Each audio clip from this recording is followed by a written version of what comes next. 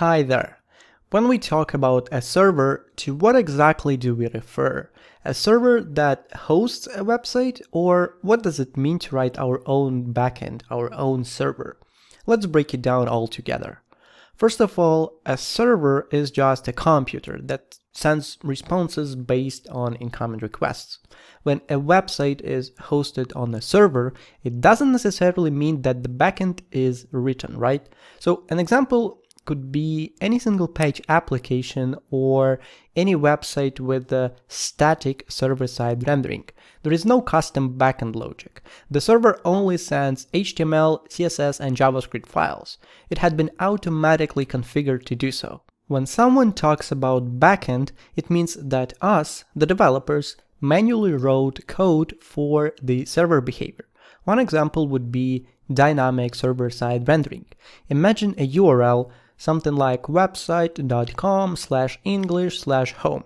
When we access that page, we can configure server to use a template for the home page based on the client language. We would write logic something like, okay, we need to get the template from this folder, then maybe populate the template with some data from the database, and then send the markup back to client. Can you see that we used custom logic? Second example of backend could be an API server. With API server, instead of sending back HTML markup, we send back data directly from the database. And we are not limited here. We can combine both approaches. We can send only data and we can send data, and then with some other endpoints we can send HTML markup too. So on the server we've written that OK for /posts endpoint, we want to query all posts from the database and then send them back to client. API stands for Application Programming Interface, and it basically means an interface, a middleman that sits between us and some other tool or servers. So in most cases, server API acts like a middleman between us, someone who is sitting in front of the screen, and a database. Nowadays, it is a very popular concept to separately create front-end as a single-page application and then write backend code as an API server. So when we access website.com, we get markup from one server, and then when we want to display some other data from the database to the user, we send a request to our backend API, let's say api.website.com/posts, which sends back the corresponding data. Most of the time, data is transferred in JSON format. JSON is a file format that is used for data transfer on the web. It looks like a JavaScript object, and indeed it is, because it stands for JavaScript Object Notation. There are two main types of server APIs on the web currently, so REST APIs and GraphQL. They serve the same goal, but the implementation is quite different. First, you need to understand that there are different types of requests available on the web, like GET request to get some data and POST request to modify data, and when you send some data along with request. With REST APIs, server exposes multiple endpoints like /post/one, /user/profile, and REST API is sometimes referred to as CRUD API, which stands for Create, Read, Update, and Delete, based on request type and operation type. With GraphQL, server exposes only one endpoint. By default, it is something like /GraphQL, and requests that change data inside the database are called mutations.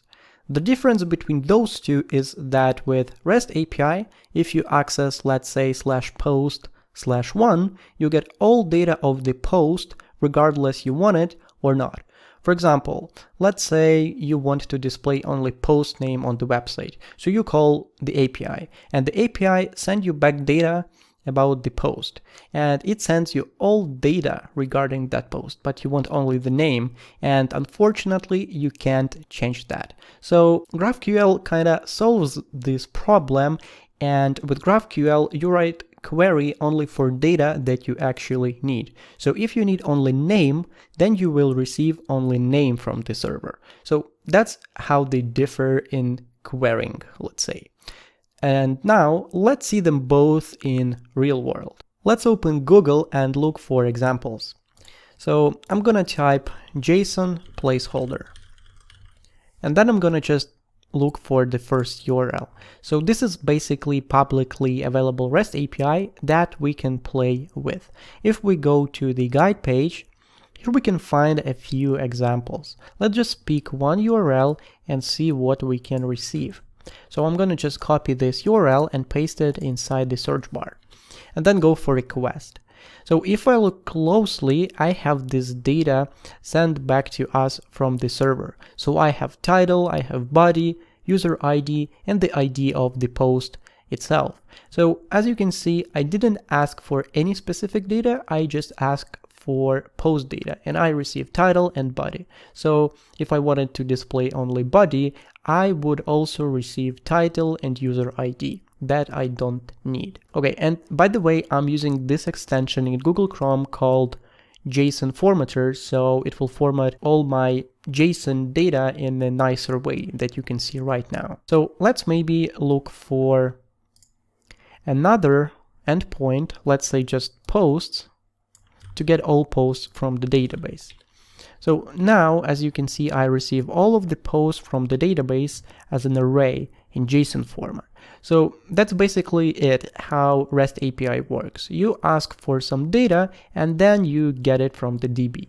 So that's it. Now, what about GraphQL? I'm gonna open second tab and I'm gonna look for GraphQL API Explorer on GitHub. If you don't have any GitHub account, that's fine, just watch this video to get the idea. So I'm gonna type GraphQL GitHub API. Then I'm gonna just select the first URL and then go to Explorer. I already signed in GitHub, as you can see, so I get access to this Explorer.